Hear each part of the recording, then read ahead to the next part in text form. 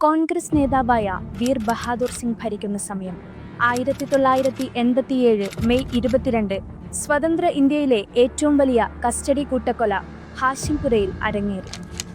ബാബരി മസ്ജിദ് സ്ഥിതി ചെയ്യുന്ന ഭൂപ്രദേശത്ത് ശിലാന്യാസത്തിന് രാജീവ് ഗാന്ധി അനുമതി നൽകിയ കാലമായിരുന്നുവത്. ശിലാന്യാസ പൂജകളുടെ മറവിൽ അങ്ങിങ്ങായി പൊട്ടിപ്പുറപ്പെട്ട വർഗീയ ചേരിതിരിവുകൾ അന്തരീക്ഷത്തെ ഭീതിതമാംവിധം കലുഷിതമാക്കിയിരുന്നു. ഹിന്ദു ഉദ്യോഗസ്ഥർ താമസിക്കുന്ന കോളനികളിലൊന്ന് മുസ്ലിങ്ങൾ തകർത്തുവന്ന നുണപ്രചാരണത്തിന് പിന്നാലെ കലാപം കത്തിക്കയറി.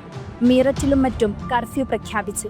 1987 മെയ് 22 രാത്രി പ്ലാറ്റൂൺ കമാൻഡർ സുരീന്ദർ സിംഗിന്റെ നേതൃത്വത്തിൽ 19 PSC ഉദ്യോഗസ്ഥർ ഹാഷിംപുര മൊഹല്ലയിലെ മുസ്ലിങ്ങളെ വളഞ്ഞു.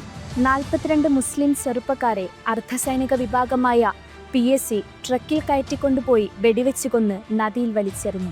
ഉന്നതങ്ങളിൽ നിന്നുള്ള നിർദ്ദേശത്തെ തുടർന്നാണ് ഹാഷിംപുരയിൽ കൂട്ടക്കുരുതി നടത്തിയതെന്ന് പിന്നീട് വെളിപ്പെട്ടു. നീതിക്ക് വേണ്ടി ഇരകളുടെ ബന്ധുക്കൾ നിരന്തരമായി നടത്തിയ ശ്രമത്തിന്റെ ഫലമായി 31 വർഷങ്ങൾക്കു ശേഷം പ്രതികൾ ശിക്ഷിക്കപ്പെട്ടു.